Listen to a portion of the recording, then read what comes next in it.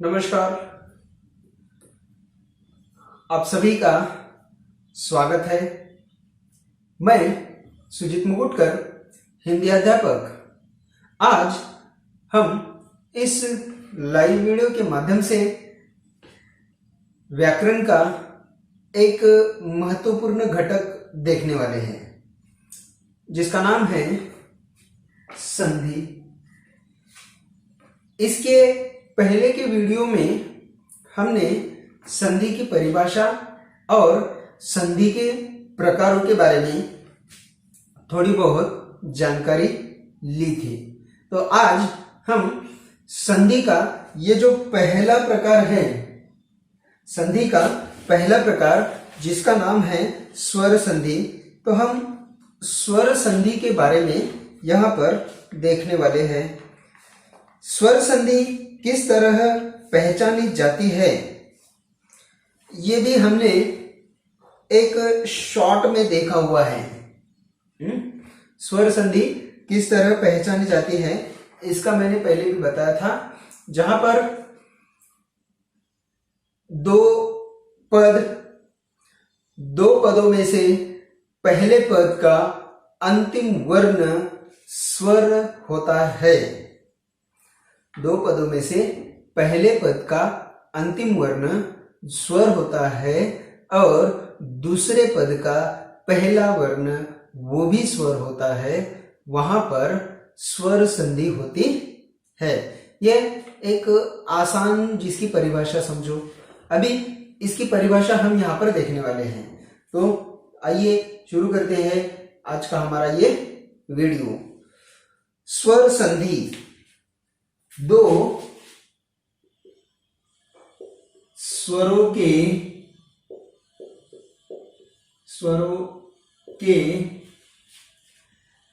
Mail से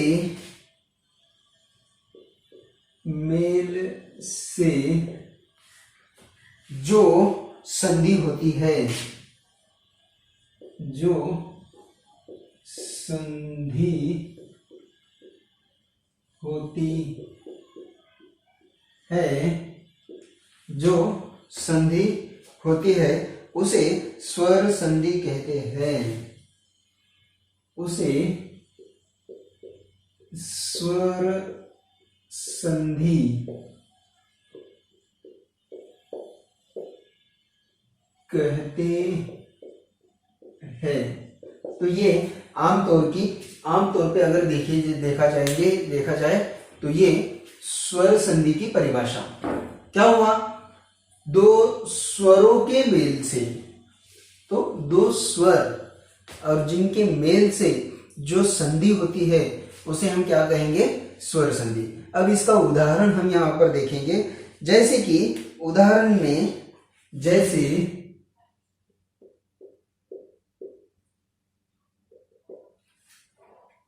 पुस्तक अधिक आलय, पुस्तक अधिक आलय। अब ये शब्द हुआ पुस्तकालय।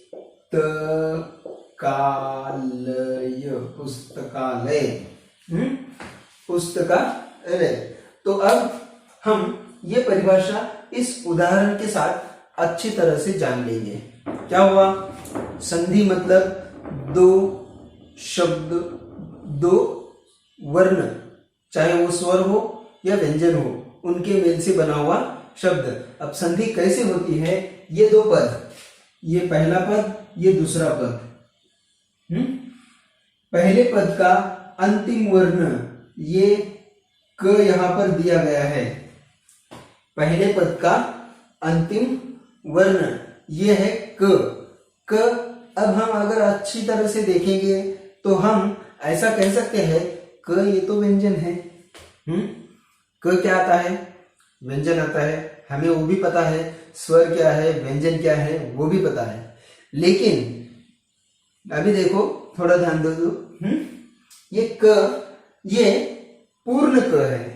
पूर्ण क मतलब आधा क उसमें अ मिलाया गया है, तब ये जाके पूर्ण क हुआ। पूर्ण क हुआ मतलब इसमें स्वर मिला हुआ है। अगर ये आधा क रहता था तो वो व्यंजन होता था।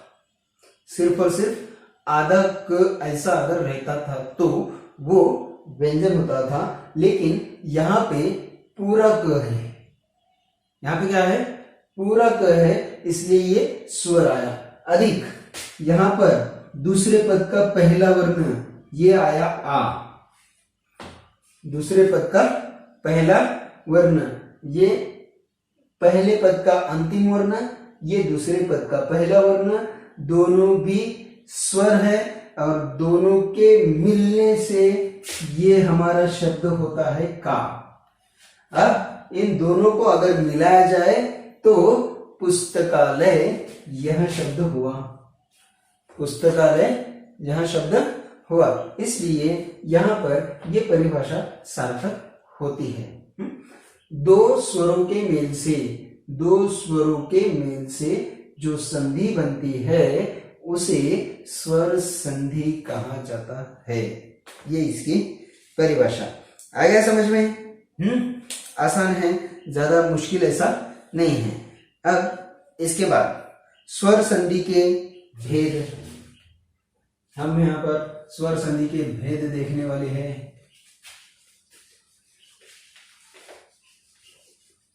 स्वर संधि के 5 भेद होते हैं, वो भी याद रखो। एक एक करके वो भी सब बताऊंगा मैं। स्वर संधि के निम्नलिखित भेद है।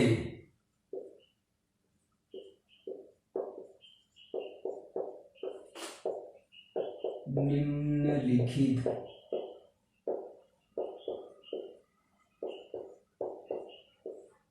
भेद है।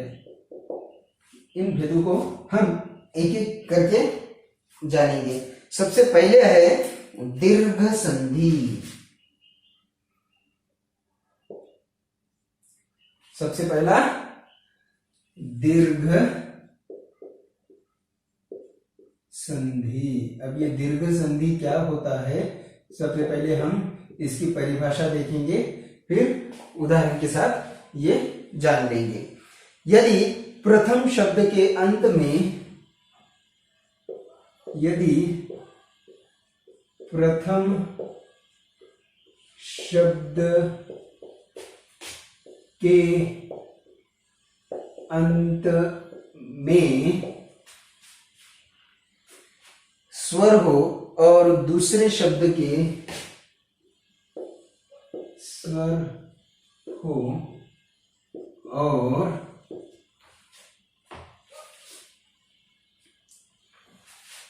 दूसरे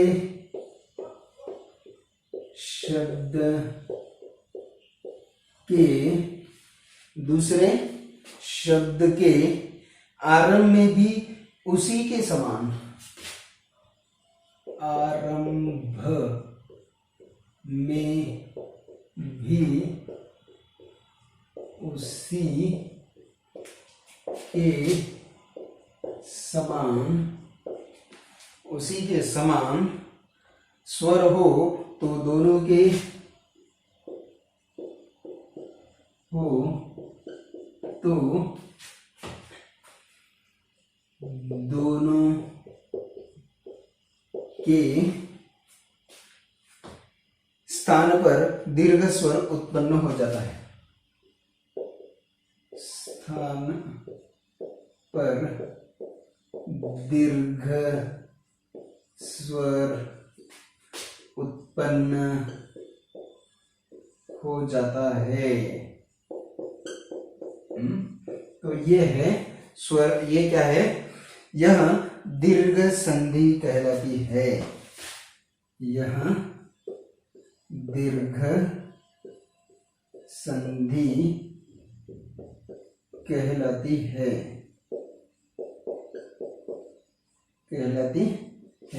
तो ये इसकी परिभाषा।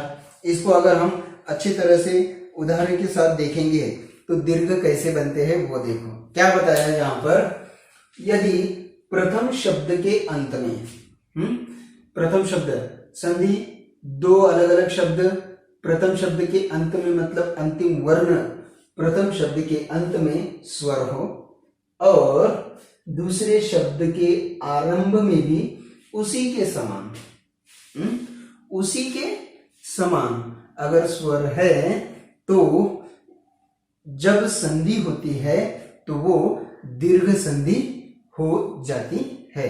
कैसा होता है उदाहरण के साथ अब देखेंगे। अब समझो, जैसे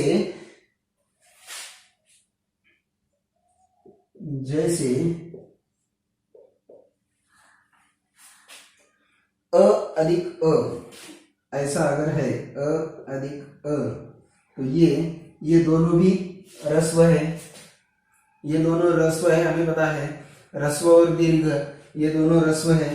तब ये दोनों जब रस्व स्वर मतलब समान है, मतलब क्या है समान स्वर, तो ये यहां पर संधि होते समय यहाँ पे आ हो जाता है। यहाँ पे क्या होता है आ। जैसे कि अब हम यहाँ पर देखेंगे उदाहरण, परम अधिक अर्थ, परम अधिक अर्थ, और इन दोनों के मेल से, ये दोनों के मेल से परमार्थ, परमार्थ, दीर्घ संधि आया।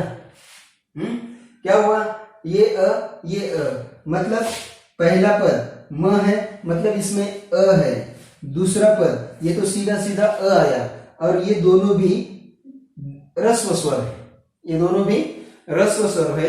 लेकिन हमारा ये जो नियम कहता है दूसरे समान स्वर, जब ये समान स्वर होते हैं तब यहाँ पे दीर्घ स्वर आता है। ये आया यहाँ पे दीर्घ स्वर आया। और उदाहरण देखेंगे हम, अ अधिक आ, इसी के साथ साथ दूसरा अगर देखेंगे ये भी है तो यहाँ पे आ ही आता है। जैसे कि इसके पहले हमने उदाहरण देखा हुआ है, पुस्तक अधिक आलय, पुस्तकालय। अब इसके साथ दूसरा हम यहाँ पर अगर उदाहरण देखेंगे, रत्न अधिक आकार, रत्न अधिक आकार। अब ये शब्द रत्नाकार होता है, रत्नाकार। उदाहरण अगर सेम ऊपर के जैसा ही है, यहाँ पर अ है, यहाँ पे आ है, दोनों के मेल से यहाँ पर आ आया, रत्नाकार। अब ई और ई का हम देखेंगे, ई और ई, अब ये होते हैं दीर्घ। उदाहरण के साथ क्या होता है देखो, कवि अधिक इंद्र या रवि अधिक इंद्र, कुछ भी एक हम देखेंगे, एक अगर देखेंगे रवि अधिक इंद्र, रवि अधिक इंद्र, ये दोनों के मेल से, ये पहली वेलांटी है, पहली वेलांटी मतलब पहला ई, दूसरी वेलांटी मतलब दूसरा ई, दूसरी ई। ये पहली ई है, इसमें पहली ई मिलाया गया है, पहली वेलांटी मतलब पहला ई, दूसरी वेलांटी मतलब दूसरा ई। तो ये भी हमें याद रखना है, स्वर कैसे बनते हैं। जैसे हमने 12 घड़ी पढ़ी हुई है, अ आ ई उ ऊ, इसी के साथ क का की किस तरह बना हमें पता है। स्वर, 12 खड़ी, व्यंजन, संधि में ये सभी हमें मालूम होने चाहिए, ये भी बात याद रखो। यहाँ पर ये पहला ई है, यहाँ पे तो ई है ये पहला। अब लेकिन ये दोनों जब मिलते हैं तब यहाँ पर क्या हुआ, दूसरा। अब यहाँ पर रविंद्र, ये दूसरा, दूसरी वेलांटी आई मतलब दीर्घ हुआ, दूसरी वेलांटी आई मतलब क्या हुआ, वो दीर्घ। ये दोनों रस्व है, दोनों रस्व मिलने के बाद यहाँ पर जब संधि होती है तो वो दीर्घ हो जाती है। ऐसे ही यहाँ पर बहुत सारे उदाहरण हैं, ई अधिक ई, ये दूसरा ई, यहाँ पर हो गया दूसरा ई, इसका भी अब हम उदाहरण देखेंगे। मही अधिक इंद्र, ये पहला ई अधिक ई, ये है। अब इसका उदाहरण अगर देखेंगे, हरि अधिक ईश, हरि अधिक ईश, हरीश। अभी ये सब ऐसे ही शब्द है, ऐसे ही उदाहरण यहाँ पर हम देखेंगे।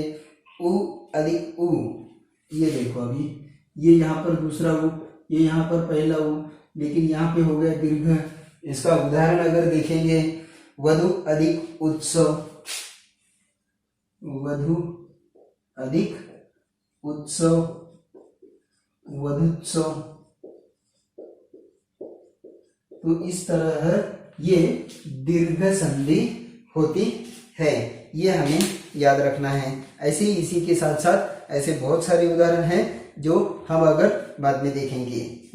आ गए समझ में दीर्घ संधि किस तरह होती है?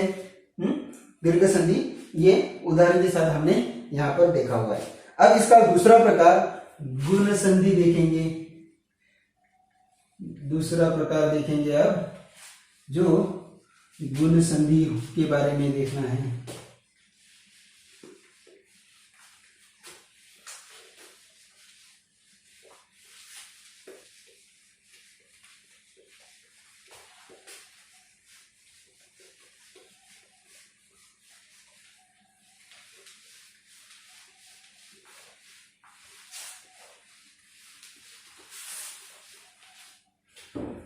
इसका दूसरा प्रकार गुण संधि।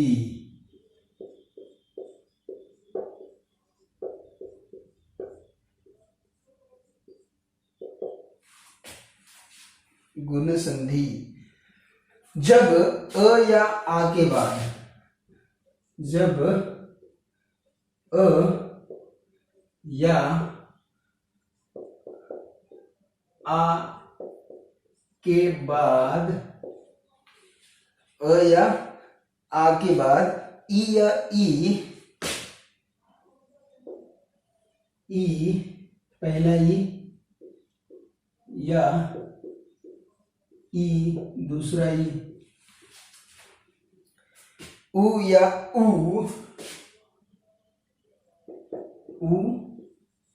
या उ, तथा रु आता है, तथा रु आता है, तो दोनों मिलाकर, तो दोनों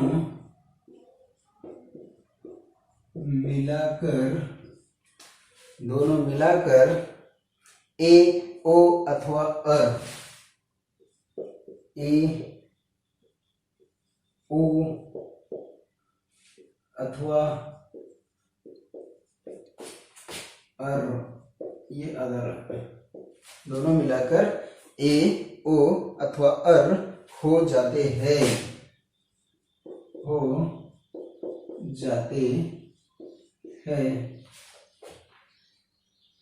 यह गुण संधि कहलाती है, यह गुण संधि कहलाती है, गुण संधि कहलाती है। अच्छी तरह से देखना है, अच्छी तरह से ध्यान देना है। क्या क्या बताया देखो। जब अ या आ के बाद, अ या आ के बाद ई या ई, उ या ऊ तथा रु आता है, तो दोनों मिलकर या तो ए होते हैं, या तो ओ होते हैं, या अर होते हैं।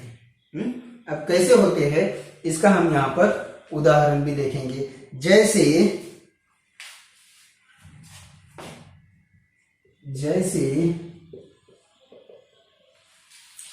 अ अधिक ई, अ अधिक ई, ये दोनों मिलाकर हुआ ए, ये दोनों मिलाकर क्या हुआ? ए। अब जैसे कि उदाहरण, देव अधिक इंद्र, देव अधिक इंद्र, ये कैसे होता? देवेंद्र, आ गया। अ है, ये वो पूर्ण है, मतलब इसमें अ मिला हुआ है, यहाँ पर ई तो है ही, अ अधिक ई, ये ए हुआ, वे है मतलब उसमें ए मिला हुआ है, वे है मतलब क्या है, उसमें ए मिला हुआ है, और वे व में ए अगर मिल गया तो वे होता है। जैसे कि ये शब्द है देवेंद्र, अगर ये समझ में। अब दूसरा उदाहरण हम देखेंगे, अ अधिक ई, दूसरा ई, अ अधिक ई, ये भी ए होते हैं, इसका उदाहरण भी देखेंगे, सुर अधिक ईश, सुर अधिक ईश, ये हुआ सुरेश। इस तरह से ये भी शब्द बनते हैं। आइए और एक देखेंगे, आ अधिक ई, आ अधिक ई, ये भी हुआ ए, इसका भी उदाहरण अगर देखेंगे, महा अधिक ईश, महा अधिक ईश, ये हुआ महेश, ये क्या हुआ, महेश। इसके बाद दूसरा ऊ का, अ अधिक ऊ, अ अधिक ऊ, ये हुआ ओ, ये क्या हुआ, ओ, यहां पर दिया। अब यहां पर जो भी आएंगे अ या आ ही आएंगे, इधर ई, ऊ और रू, ये सभी के एक एक उदाहरण हम यहां पर देखेंगे। अब ये हुआ ऊ, अ अधिक ऊ, ये हुआ ओ, सूर्य अधिक उदय, सूर्य अधिक उदय, ये हुआ सूर्योदय, सूर्योदय। उसके बाद दूसरा अगर उदाहरण देखेंगे, अधिक ऊ, अ अधिक ऊ, ये भी ओ हुआ, जल अधिक उर्मी, जल अधिक उर्मी, जलोर्मी, ओ आया इसमें, लो है मतलब यहाँ पे क्या है, वो है। अब दूसरा अगर उदाहरण देखेंगे, अ अधिक रू, अ अधिक रू, ये हुआ अर, अर। अब ये शब्द कैसे होते हैं देखो, देव अधिक ऋषि, देव अधिक ऋषि, ये शब्द हुआ देवर्षि, देवर्षि। इस तरह से। अभी और एक, आ अधिक रू, आ अधिक रू, ये भी अर ही होता है। इसका उदाहरण अगर देखेंगे, महा अधिक ऋषि, महा अधिक ऋषि, ये भी हुआ महर्षि, महर्षि। इस तरह से ये गुण संधि यहाँ पर समाप्त हुआ। हमें ये छोटी छोटी बातें ध्यान में रखनी है कि बाराखड़ी कैसे बनती है, स्वर, व्यंजन, ये सभी वर्णमाला हमें याद रखना पड़ता है। वर्णमाला होने के बाद उसके साथ हमें बाराखड़ी भी किस तरह बनती है, ये भी हमें याद में या ध्यान में रखना है। यहाँ तक ये हमारा अब समाप्त हुआ। इसके बाद बाकी के इसके और 3 प्रकार हैं। इसके बाकी के और 3 प्रकार है। तब तक यहाँ पर अब हम रुकने वाले हैं, फिर मिलेंगे इसके दूसरे प्रकार के साथ एक नए वीडियो में। तब तक धन्यवाद। घर पर रहे, सुरक्षित रहे।